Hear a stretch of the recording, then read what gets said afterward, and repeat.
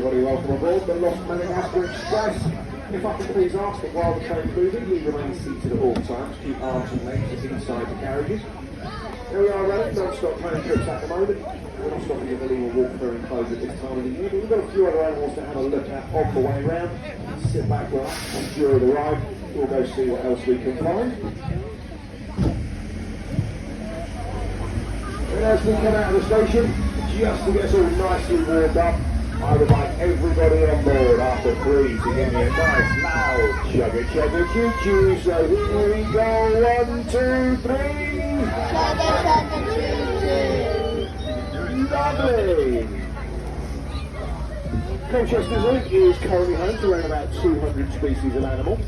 Everything from the smallest bugs, grubs and insects, all the way up to the largest lions, tigers, elephants, rhinos, bears and giraffes. And somewhere in the middle of all of those, we have our European grey wolves. And that's what we're going to see first up on the right hand side as we come round the next corner. Now we have 3 wolves in the enclosure. They are called Torby, Tala and Testa. They're sisters and they're just over 5.5 years old. Now when you get to see our wolves, you may notice that they're not exactly grey. In the wild, they can be any colour from a near white all the way through to a complete black. And you can see that colour variation in their fur. So the name grey wolf is a little misleading. Now our 3 wolves are also looking nice and big and bulky at the moment.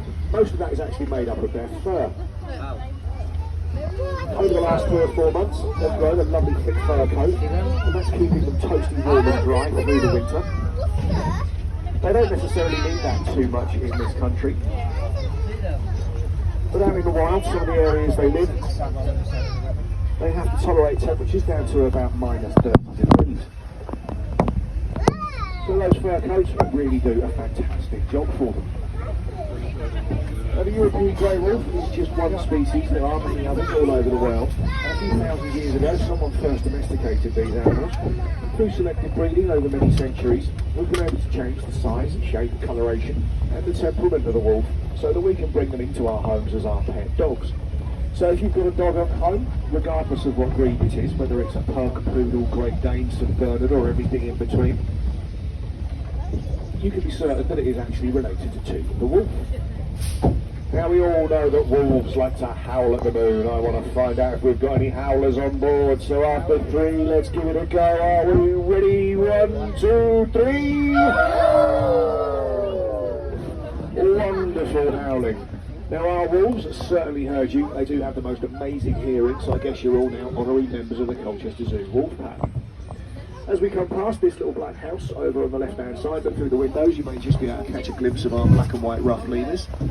They really don't like the cold weather too much, so they do tend to spend much of their day hiding away indoors. And just behind those, down in the lake, we have our Chilean flamingos. And I'll tell you more about those and those black and white ruffed lemurs on the way back down to the station. Now just as we're coming up under the walkway, what we need to be doing is looking up and to the right hand side.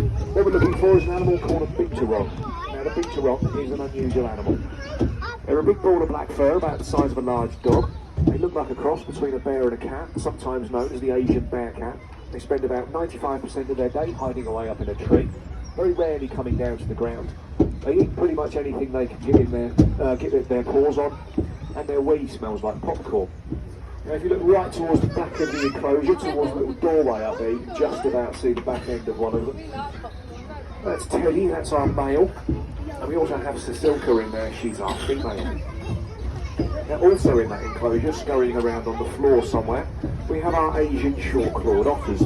Nice little family group of 7. They've got 2 parents, Randy and Summer, and then their 5 little cubs, Rosie, Sally, Sprout, Rupert and Robin. They are the world's smallest otter species, fully grown around about 18 inches in length. Left hand side, little family group of red-tailed lemurs. I'll tell you a little bit more about those in a moment. But before I do, up in front of us and over to the right hand side, we have our troop of gelada baboons. Gelada baboon are the last grazing primate left on the planet. You'll find them up in the mountains of Ethiopia, normally in large groups of between 300 and 400. Now, up in the corner, just having his hair done by one of his mates at the moment, he's kind of crouched down, is a Kobo. He's our dominant male. He's round about 8 years old, and he's been with us for about 2 years. When he first arrived, many of the females thought he was quite attractive and quite literally threw themselves at him. He's probably had the best couple of years of his life since he's been here, and as a result we do have 6 youngsters. Oldest of those, a year and a half, youngest about 6 months. They are very, very playful and fascinating to watch. And then back over to those ringtail lemurs over on the left. Little family group, as I said, males and mainly brothers and sisters at various different ages, along with their parents. Now, lemurs are only found on the island of Madagascar. They're not found anywhere else in the world. There's 111 different species of them out there. All of them are endangered. 105 of that number are considered to be critically endangered. That includes our black and white rough lemurs over on the right. Once again, as we go past this little house down the far end, just have a look in through the windows. I think they're both just sitting in that blue upside down barrel at the moment. One of them looking very, very relaxed. That's our female, Adelaide.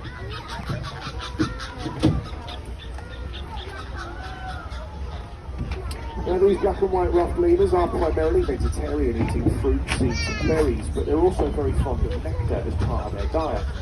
As they feed on that nectar, deep within flowers, they collect pollen on their fur, and they pass that pollen from flower to flower, much in the same way that bees and insects do, pollinating them as they go. And because of their body size, they are actually considered to be the world's largest pollinator of plants.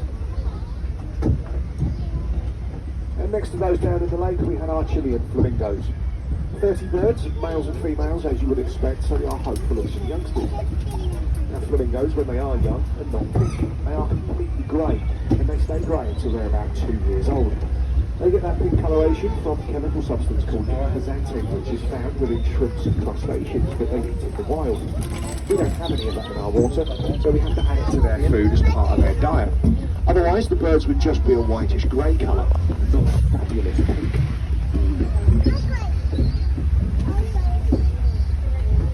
You may be aware the Colchester Zoo runs a charity called Action for the Wild, and they're sort of highlighted around today.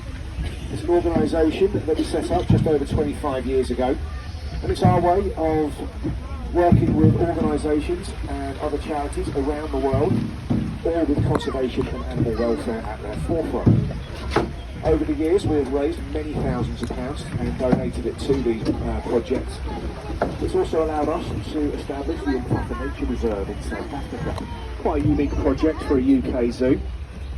Unused farmland, around about 14,000 acres in size. We've been working very hard to turn it back to a natural habitat. It's currently home to somewhere between 500 and 600 different species. Some of those have returned naturally, and a few were introduced at the very beginning. If you'd like more information about the charity and the reserve, have a look at the Colchester Zoo website. But while you are here today, if you feel that you would like to help us out and support the work that we do and all of our conservation efforts, there will be our collection pot at the front of the train at the end of the trip. Any donations are always greatly appreciated.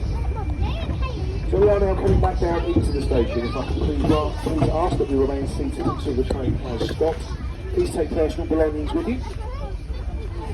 If you can head out of the station using the red slope at the far end, just walk towards the front of the train up and out, that would be great.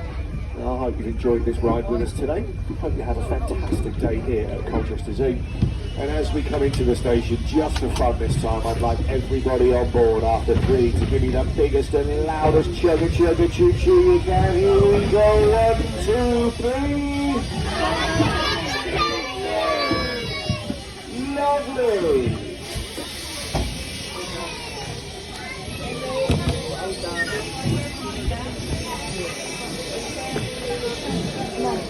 I'm gonna post that video to YouTube. Where's my 50? I'm gonna give this to him.